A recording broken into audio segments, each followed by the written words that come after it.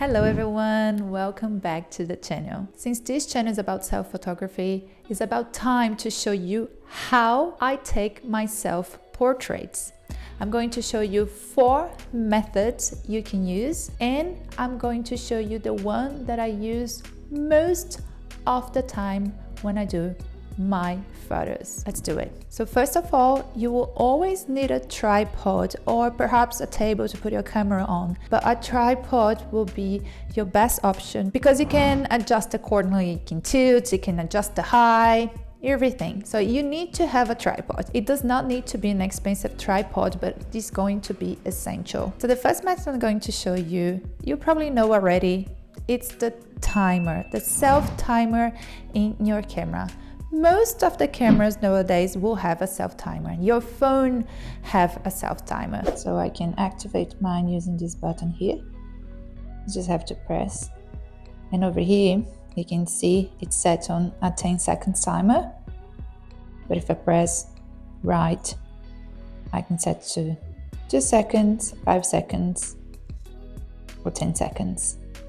I usually set to 10 seconds because it's time for me to go and pose.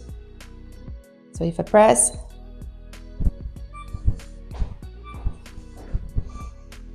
I'll sit down,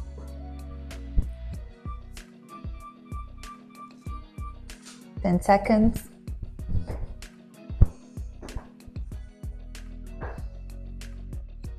and here is me. This is one of the methods. The second method is to use a remote control. Remote controls are inexpensive, and most of the time the cameras will have a way to connect a remote control on it. My remote control is under my suitcase there. So I go over there and I go all the way to number 3.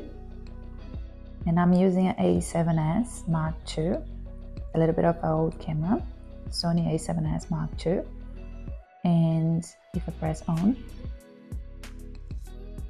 now the remote control is on and I can use, let me show you how. So with the remote control, you can just go and press the shutter button and we'll take your photo. You also have a 2 seconds button that it's easier if you want to prepare to pose. But it's pretty much the same method as putting a timer. The only thing that you will already be sitting and you just have to use the remote control to shoot.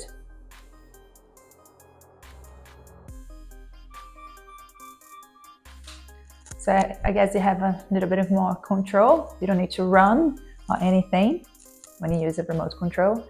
And those remote controls are very cheap. The third method, and that's the method that I use with my clients because I can show them the image straight away, the images that I'm taking, is to tether your camera to your computer. If you're a Sony user, you still have to use Imaging Edge Desktop. If you have a new Sony camera, you will be able to now use Lightroom CC, but because my camera is a little bit old, I still have to use Imaging Edge Desktop. I found that sometimes it glitches a little bit, but most of the time it works pretty well. I heard that you need to make sure that Lightroom or Photoshop, if you're using any sort of these programs in your computer, turn them off, quit them, so Imaging Edge Desktop is going to work well. So you need to have a cable to connect your computer to your camera. And for Sony users, you have to use the Imaging Edge Desktop. This is one for Sony. And you're going to press start, and then it should recognize your camera that is connected. So you just double click on it and wait for connection, and that's it. So here you'll find all the controls, and you can also set a timer to take your self-portrait. This method I usually use with my clients so I can show them the pictures. I don't use this method to take my self-portrait, but let me show you how you can use it. So you go here, you're gonna set a timer. Let's set 10 seconds. And then you can even bring this closer to you, to where you're shooting.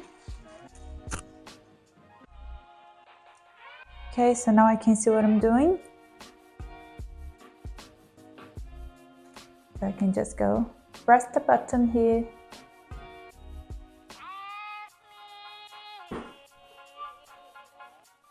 Wait the 10 seconds.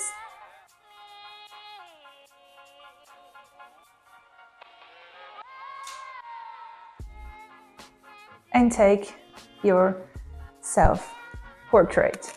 When you do your tethering from your computer to your camera, make sure that your camera is set to PC remote. So this fourth method that I'm going to show you is my favorite method, where I use my smartphone to take my self-portraits.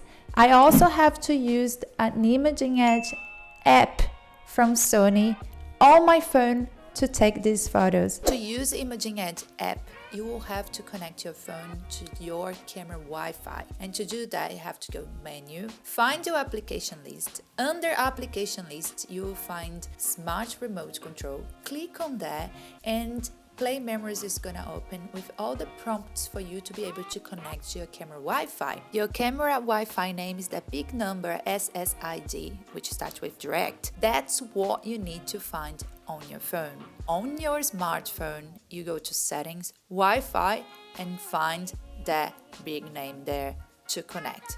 Double click to connect, and you will have to put your password, especially if you are using it for the first time. To see your camera Wi-Fi password, press the rubbish bin button and it will show to you. Now you just need to open the Imaging Edge mobile app, press start, and voila!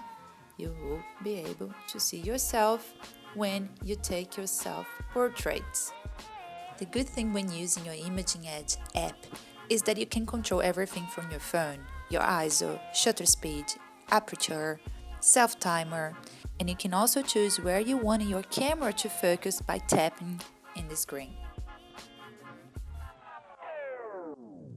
So this is me taking a photo for my next project, and you can see that I can fix my hair, I can fix my pose and everything using the app because I can see myself, so it's much easier this way. And from there I can also see the photos that I've already shot. I can check if I missed something, if they're not on focus, if I need to improve anything.